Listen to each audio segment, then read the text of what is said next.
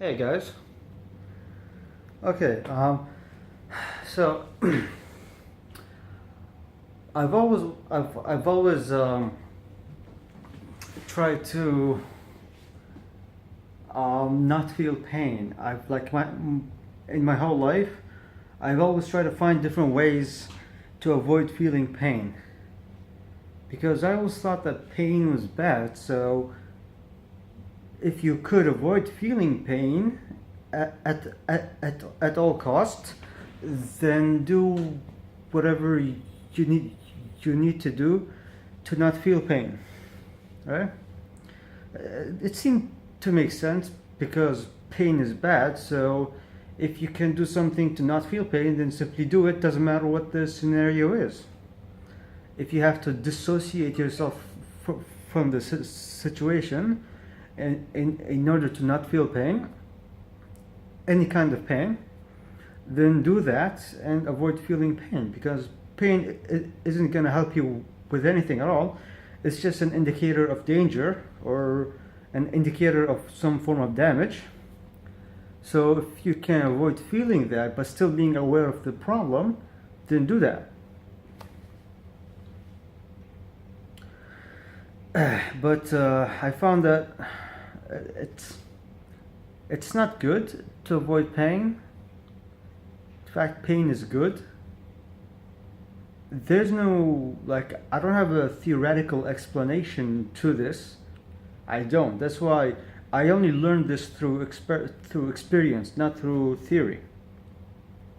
In theory, avoid pain at all costs, and that's always a good thing, 100% of the time. But in practice, it's not always the case. In fact, sometimes, for some reason I don't understand, by feeling pain, your body or something that is not your mind but is still you learns from the sensation of pain, such that the next time you do that same thing or you go through that same experience, you naturally feel less pain and you naturally grow. I don't know how that is.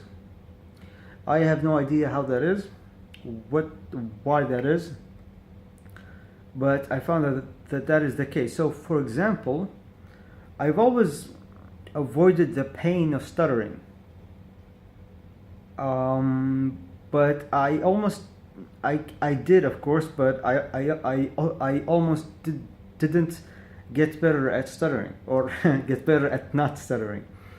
But I found from my personal experience that by taking down my guards and being vulnerable and open to the outcome and consequences of my actions and choices that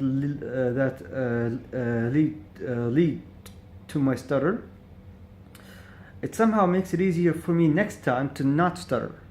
I have no idea what that is, because it doesn't seem to be in the mind. It seems to be in the body or in the nervous system. It seems to be the case in all cases where pain is involved. The more exposed you are to the pain, the less painful it gets next time, or the more you grow from that experience of pain.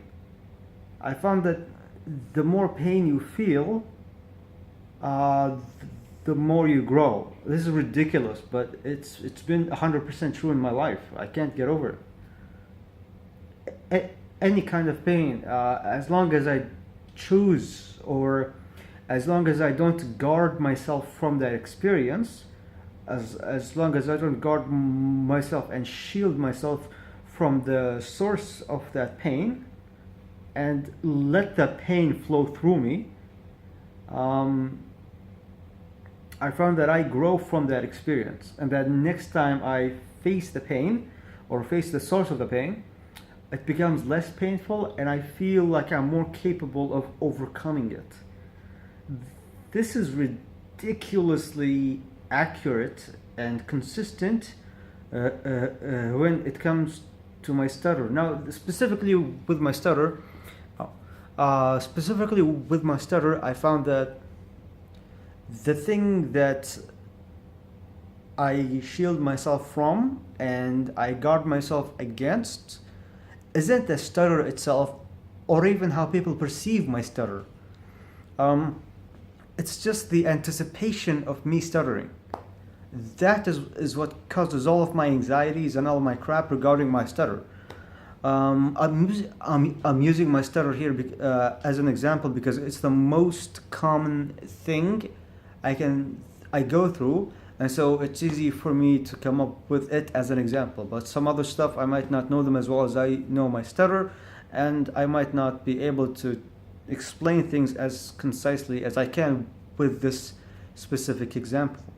But it's like it also applies to things like going up to a girl and asking her out, or texting someone in a way I usually think would make them angry, or I'm usually too nervous to do. Any kind of a thing like that, anything that makes you feel anything that isn't straight up good or straight up neutral. Any kind of tensions, any kind of anxieties, any kind of things that cause you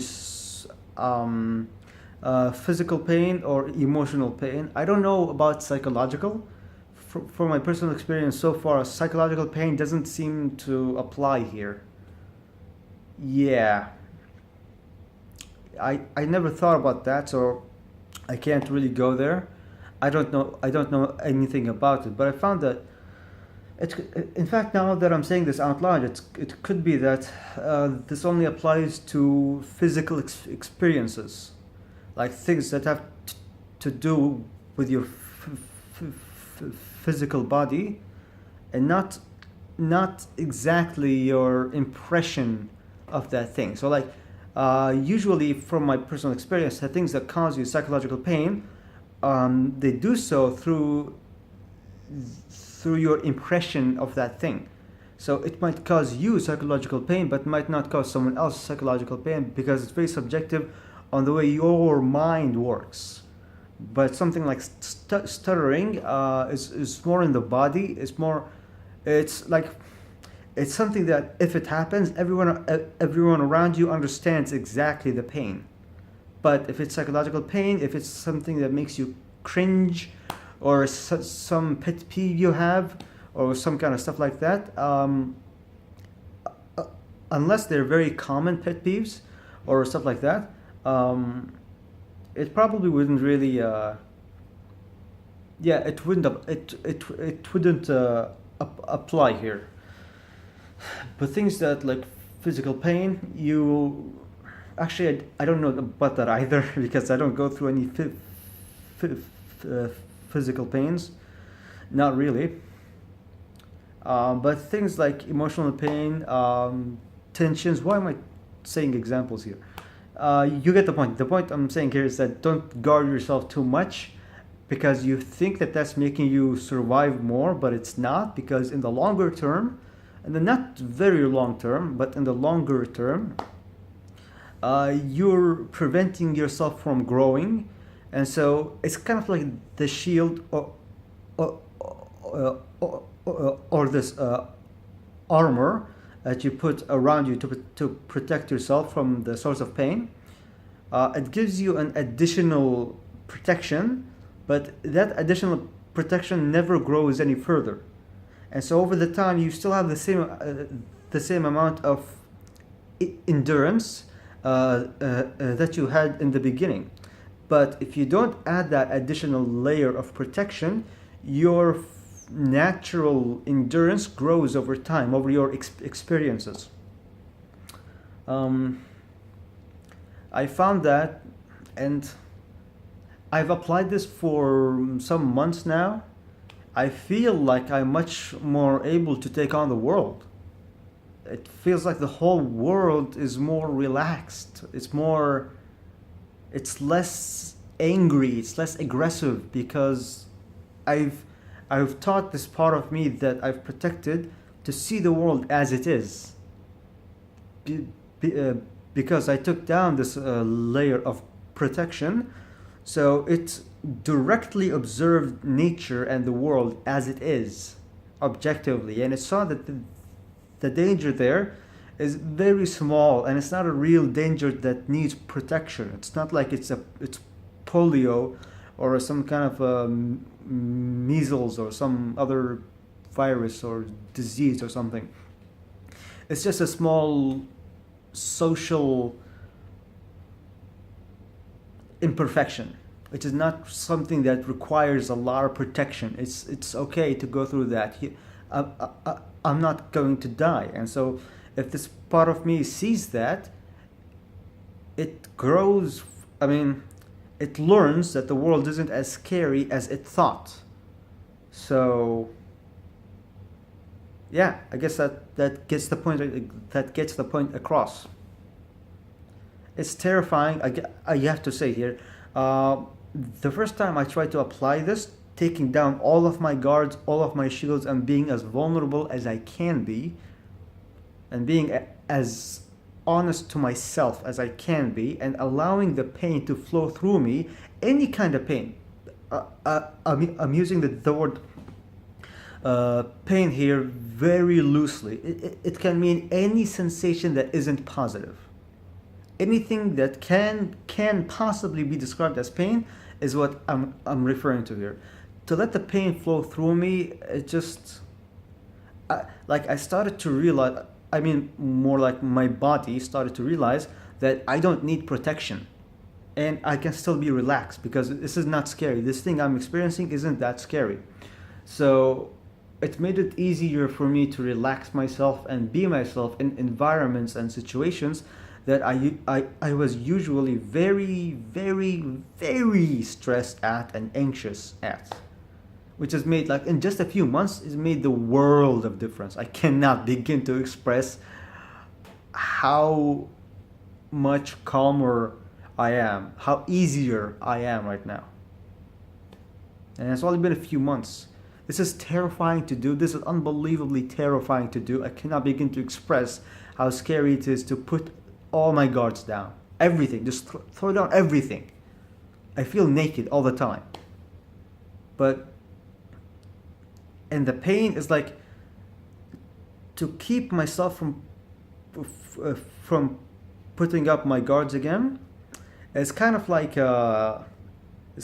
it's kind of like balancing a ball on top of a tip like that, you know, something that's shaped like a mountain or a bell, balancing a ball on top of that.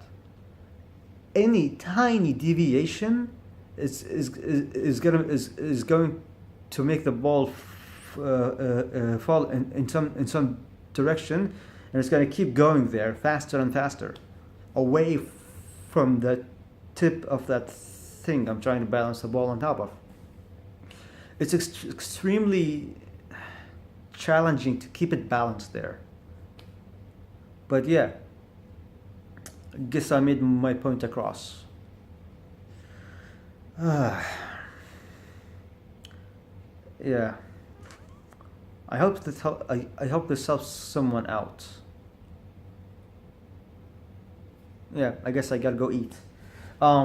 It's Ramadan now, and I have to start fasting again in like an hour. So I'm having some really traditional foods here. It's not really traditional, but it looks on camera like it's a traditional, very Kuwaiti or very Arab kind of a food. Yeah. Anyway, thank you for watching. I do appreciate it. I do like it a lot that you guys are watching my videos. It makes me feel like I have something to offer, which is something I deeply appreciate. And your comments are awesome. You guys are incredible. Anyway, signing off now. Oh.